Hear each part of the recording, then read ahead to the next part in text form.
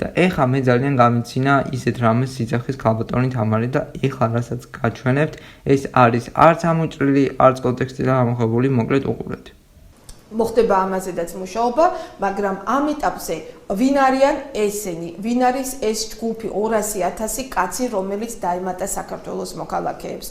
გეუბნებით სადღაც 80%-იანი სიზუსტით, რომ ეს 200,000 ადამიანიდან ამის სადღაც 90%, მინიმუმ 80% არ არის საქართველოს მოქალაქე.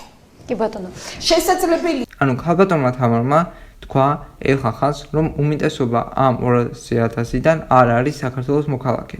ქალბატონო თამარ ვიმეორებ, თქვენ არ გვეშინია რომ ამ მოქალაქეობას არიგებთ თუ არ არიგებთ. თქვენივე თქმით თუ ამბობთ რომ ამ 200,000-დან უმეტესობა არ არის საქართველოს მოქალაქე, ეს იმას ნიშნავს რომ ყველა ის პრობლემა, რაზეც ოპოზიცია და ანუ მეც ლაპარაკობ და ჩვეულებრივი საქართველოს მოქალაქე ლაპარაკობს, არის აქტუალური.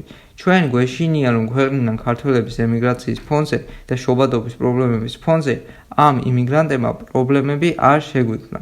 პლუს ქალბატონ თამარს მინდა შევედავო იმის შესახებ თუ რამდენად კარგია საქართველოს ამდენი ემიგრანტი რომ ყავს ქვეყანაში. საკუთარ ქვეყანაშიდაც იყვნენ, ანუ იყვნენ იმ ქვეყანაშიდაც და იყვნენ ეს ძალიან კარგია სხვათა შორის ჩვენი ქვეყნის წინსვლისთვის, ჩვენი ქვეყნის მომავლისთვის და ჩვენი ქვეყნის საერთაშორისო ინტეგრირებისთვის. თითოეული მოქალაქე, რომელიც ცხოვრობს უცხოეთში, არის ჩვენი უდიდესი რესურსი. საქართველოს დიასპორა, ყველა დიასპორა არის ჩვენი ქვეყნის უდიდესი რესურსი, რომელიც მე აი როდესაც ვიყავი ბატონ სოსო მანჯავიძესთან გადაცემაში, მაშინ ვისაუბრე ამაზე დაწვრილებით და დღეს აღარ დავუთმობ ამას დროს, იმიტომ რომ დიასპორული რესურსი ნებისმიერი სახელმწიფოსთვის არის უზარმაზარი რესურსი საერთაშორისო თანამეგობრობაში ინტეგრაციისთვის ყველა სფეროში, ყველა დონეზე, ყველა სფეროში. ამიტომ ყველა სახელმწიფო ამას ჭკვიანურად იყენებს, თუ უნდა რომ შექმნას ძლიერი სახელმწიფო.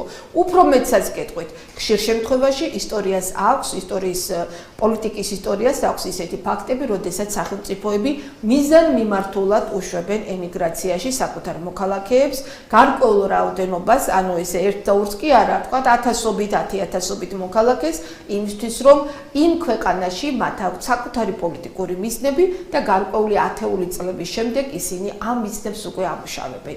ხო და ესეთი რამ მინდა ვთქვა. ჩვენი მთავრობა არანაირად არ ცდილობს რომ ჩვენი ემიგრანტებს ნორმალური პირობები შეეუქმნას საქართველოში.